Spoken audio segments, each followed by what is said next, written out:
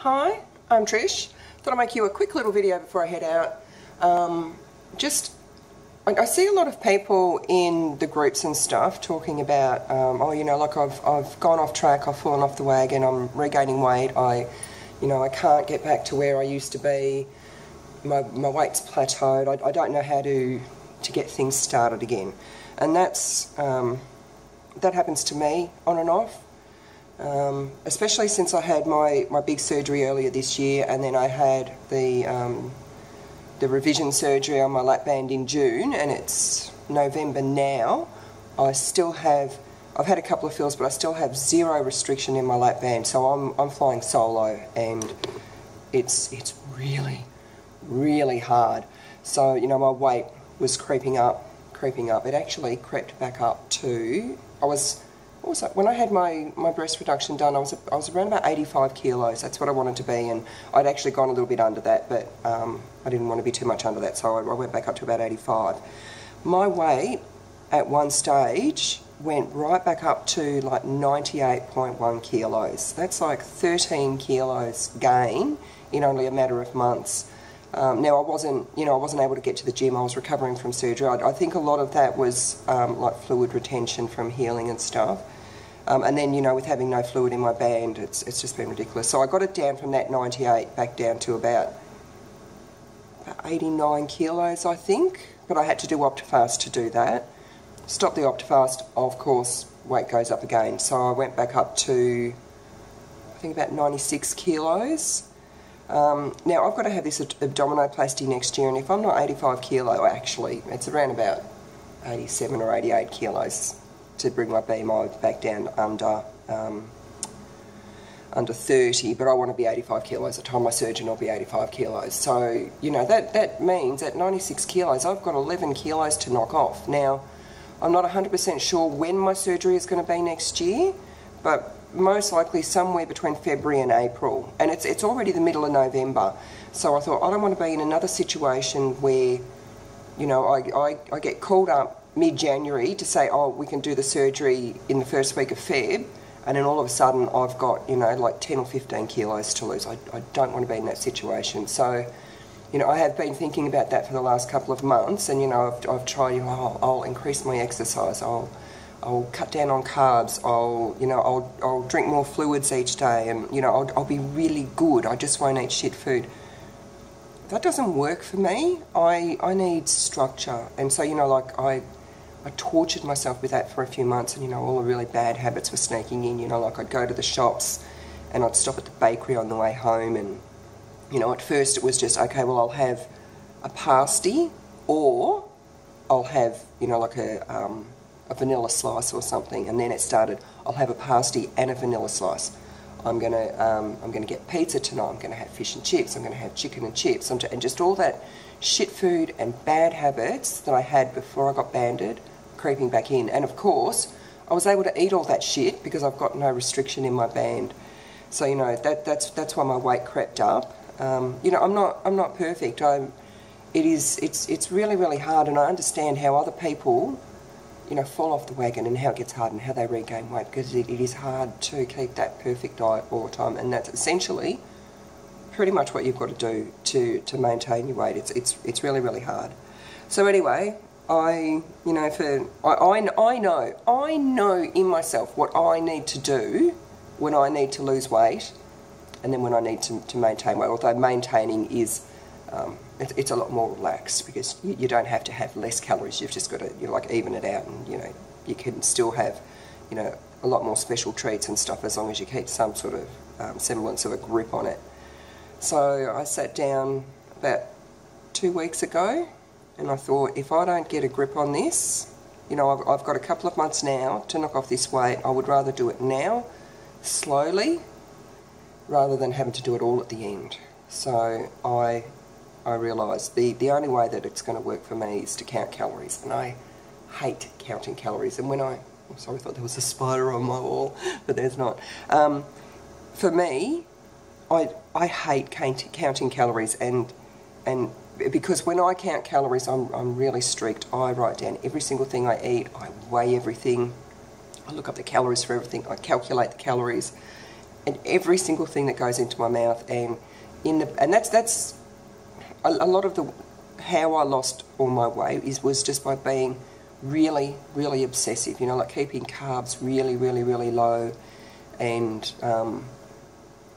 my family and some friends and stuff, they were getting into me about it. This was when I was, you know, like my honeymoon phase, when I was losing all my weight, and telling me, oh, you know, it's not healthy to be this obsessive, and, you know, why are you weighing that piece of bread, and all this sort of stuff. But and I caved into that, and I thought, you know, they're all right. I shouldn't be, you know, like weighing this slice of bread and weighing how much butter I'm putting on it and calculating it, and all this sort of stuff, and working out how many calories are in a glass of diet cordial, that sort of thing.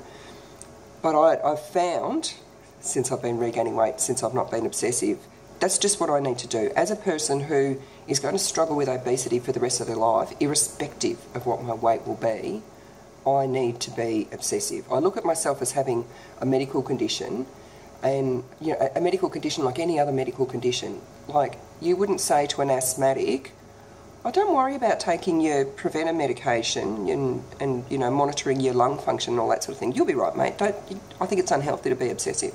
They'll die.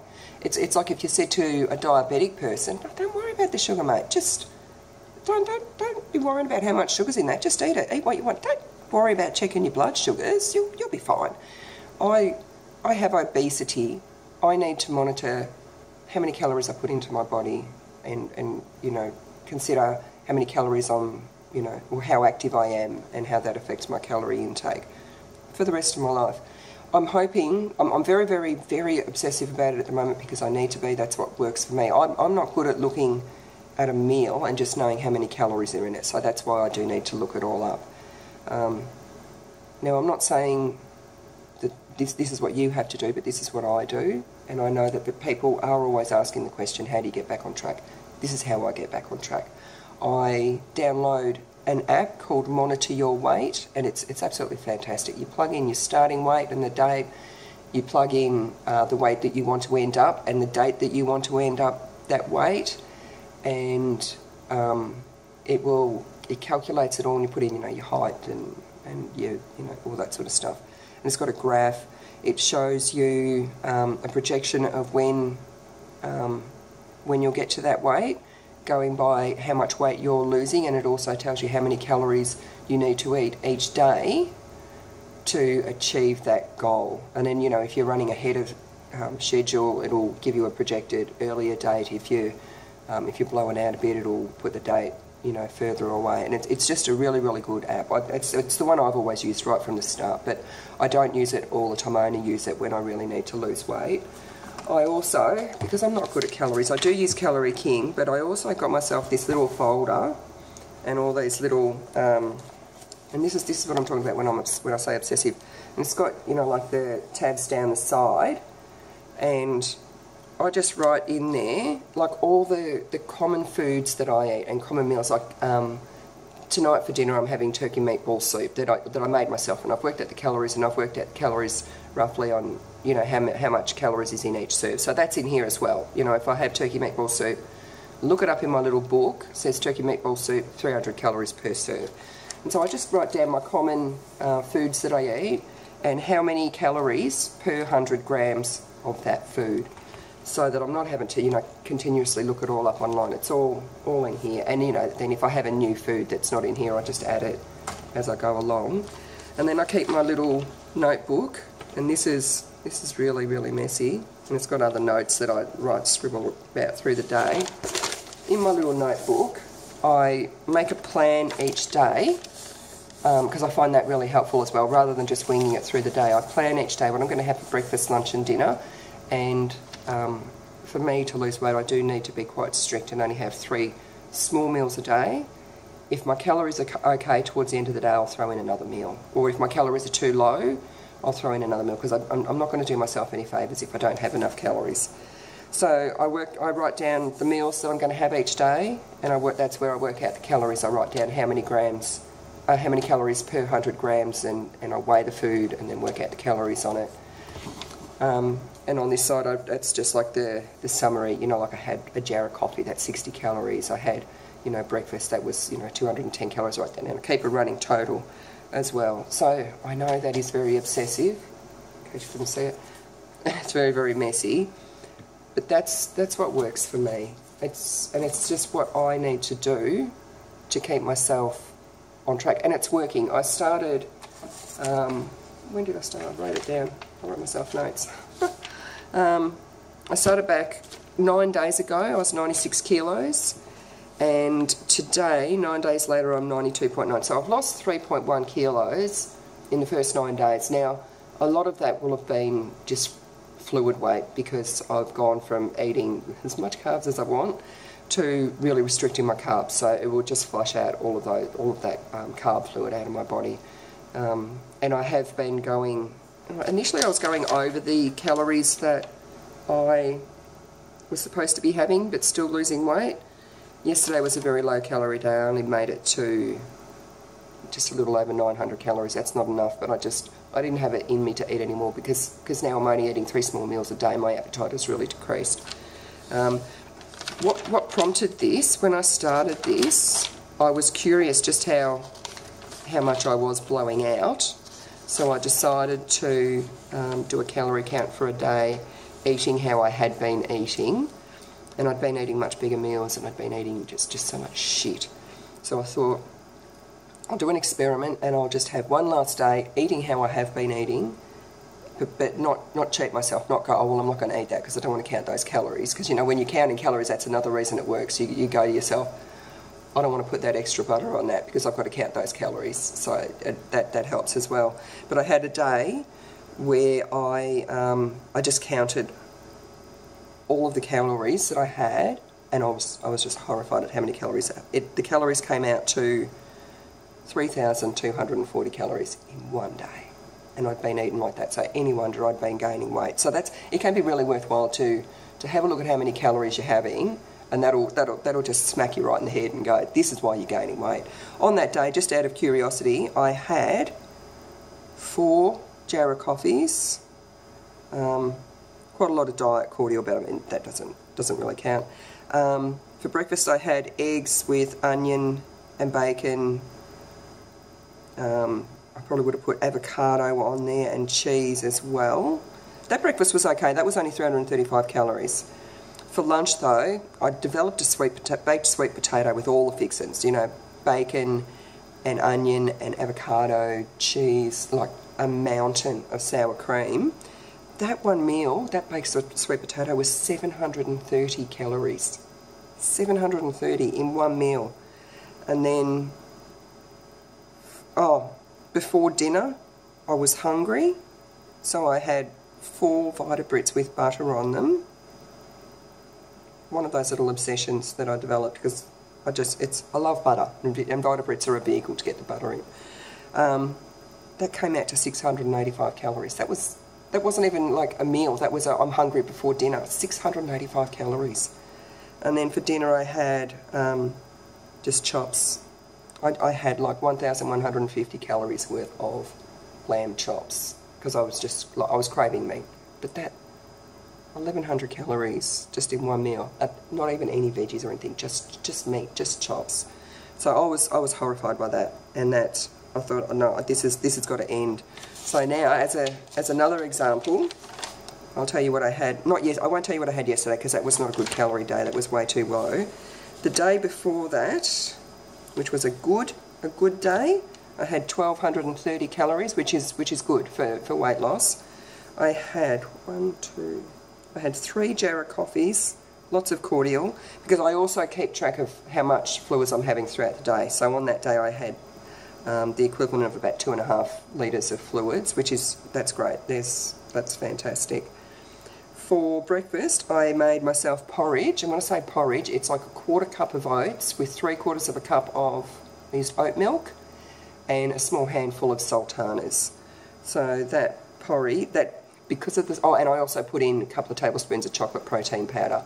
So that breakfast came out to 515 calories, which is like that's a really high calorie breakfast. And when I looked at that, I thought, well, I've either got to cut down the protein powder a bit, or cut down the sultanas a little bit, or both, to bring the calories back down. So that was a worthwhile thing to do. For lunch, I had just a little tin of tuna. I think it was a tomato and basil flavoured tuna with some spinach. I just cut up some baby spinach and tossed it all together. That's delicious. That was a really low-calorie meal because, you know, the tuna's only got, what's the tuna got in it? Only about 85 or 90 calories, and then spinach it's got practically no calories. So, but that kept me satisfied. That was quite good. I liked that, and that made up for the really high-calorie breakfast.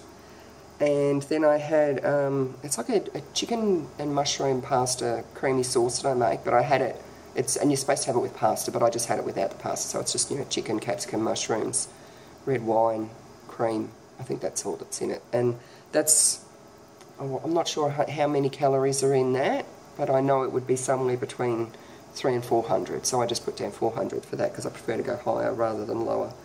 So, you know, that's a 1,230 calorie day, and I'm not going as far as concentrating on getting all, you know, the correct nutrients in, so I'm not going crazy if I don't get enough fibre, or I don't get enough protein, or I don't eat enough veggies, or I don't have all my fruit or all my dairy or whatever. I'm just looking at calories at the moment and just trying to get a grip on that, and once I've got a good grip on that, then I'll start looking more at, have I had enough fibre, have I had enough protein, that sort of thing. So that's where I'm at the moment, and I'm going to have I don't like to say cheat day. I prefer to think of it as like a reset day, because I have found that when you keep your calories quite low for a prolonged period of time, your weight loss tends to stall. So I have like a refeeding day, I guess. So I'm going to have that on Friday. I'm going to go out with my daughter. We're going to go most likely to the pancake parlour, and I will, pardon me, most likely have pancakes with the caramelised bananas and walnuts, and I will have cream and ice cream. So that'll be quite a carby day for me, and probably a very high calorie day. But it's just that one day, and I find that does help, and it satisfies a lot of cravings. So I'm not feeling like I'm missing out on anything. So that's it. I'll keep you updated as to how I go, and as I said, I'm not saying if your weight loss is stalled or you're regaining weight, go and do what I've done, mainly because I do get very, very obsessive about it, because that's what works for me. I have an obsessive kind of a personality that likes rules, but, you know, maybe you can take something from this, and also what I want you to take from it is that no one's perfect. Even those of us who have lost phenomenal amounts of weight, 60, 70, 80, 100, more than 100 kilos, will slip up. Especially like the longer it goes, because we all do have that illness of obesity. None of us got fat by magic, and none of us are going to stay a more normal, healthier weight by magic either. So it is hard work forever. Anyway, that's it. This was meant to be a short video, I'm sorry, I just almost... So, that's it for now, and I've got to go so I can get to my doctor's appointment and get to the gym.